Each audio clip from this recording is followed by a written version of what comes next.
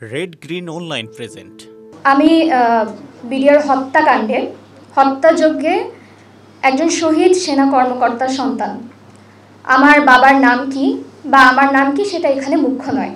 হ্যাঁ, প্রথমত যেটা সাকিব ভাইয়া বলেছেন এবং এটা আমি এই 15 বছরে বহুবার আমি বলেছি, সেটা হচ্ছে যে আমি বিশেষ করে জার্নালিস্ট আমাদের যে ভাই বোনরা আছেন, আমি আপনাদের কাছে রিকোয়েস্ট করব, কখনোই please from this point onwards আপনারা কখনো বিডিআর বিদ্রোহ কথাটা লিখবেন না।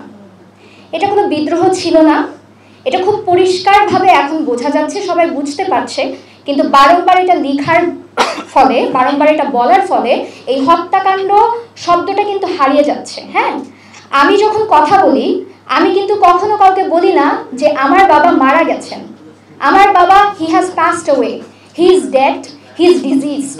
No, he was killed, he was assassinated. Let this be on record. হ্যাঁ, আচ্ছা, আমি কখনো আসলে কোথাও সংবাদ মাধ্যমে কথা বলার সময় কোনো স্ক্রিপ্ট রেডি করে আসি না, কখনো প্রিপারেশন নিয়ে আসি না। আপনাদের সাথে আমার কবরস্থানে দেখা হয়, সেই দিনগুলো আসলে আমাদের জন্য খুব ইমোশনাল থাকে। আমরা আমাদের বাবার মৃত্যুবার্ষিকীর দিন আপনাদের কিছু কথার জবাব দিই, আপনারা আমাদের অনুভূতি জানতে চান, আপনারা বিচার হয়েছে কিনা জানতে চান। তখন আসলে এই কথাগুলো বলাটা আমাদের জন্য খুব কঠিন। হ্যাঁ, আমরা গুছিয়ে বলতে পারি না। 15 বছর পর আমরা এখনও বলতে পারি না। তখন আমার বয়স 14 বছর ছিল, আমি খুব ছোটও ছিলাম না, খুব বড়ও ছিলাম না। হ্যাঁ, কিছুটা বোঝার মতন বয়স তখন ছিল। আর এখন যেহেতু এগুলো নিয়ে লেখাপড়া করছি, আরও অনেক কিছু জানছি, আমরা আরও অনেক কিছু এখন আসলে জানি, বুঝি।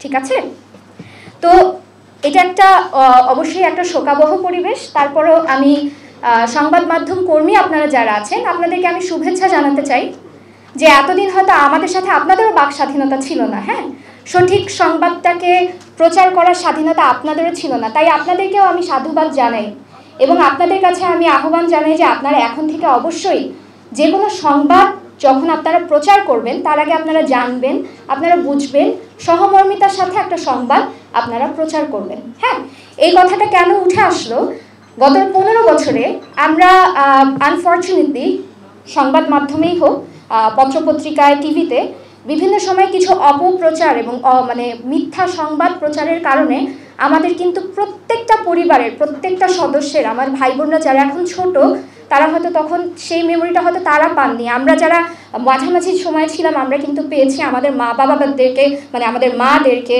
আমাদের আন্টিদেরকে কিন্তু আমরা প্রচুর জায়গায় হেনস্থা হতে দেখেছি।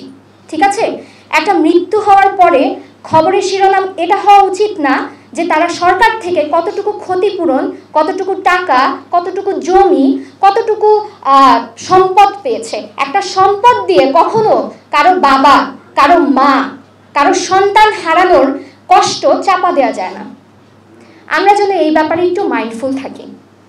ঠিক আছে, এখন যাদের আত্মত্যাগের কারণে, যাদের রক্তের বিনিময়ে আমরা আসলে এই বাক স্বাধীনতাটা পেয়েছি, এতদিনও কথা বলেছি, আজকে আরেকটু নির্ভয়ে কথা বলতে পারছি, তাদের প্রতি অসম্ভব শ্রদ্ধা, তাদের বাবা মা, তাদের ভাই বোন, তাদের বন্ধু বান্ধব সবার প্রতি আমাদের সহমর্মিতা।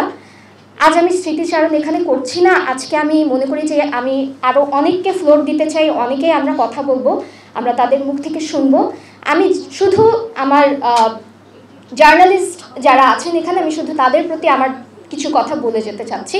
আপনাদের সবাইকে অনেক ধন্যবাদ, থ্যাংক ইউ। এই বিশেষ প্রতিবেদনটি যদি আপনাদের ভালো লেগে থাকে অথবা উপকৃত হন, তাহলে অবশ্যই এই চ্যানেলটি সাবস্ক্রাইব করুন এবং লাইক, কমেন্ট ও শেয়ার করে রেড গ্রিন অনলাইনের সাথেই থাকুন। Thanks to everyone. Red green online.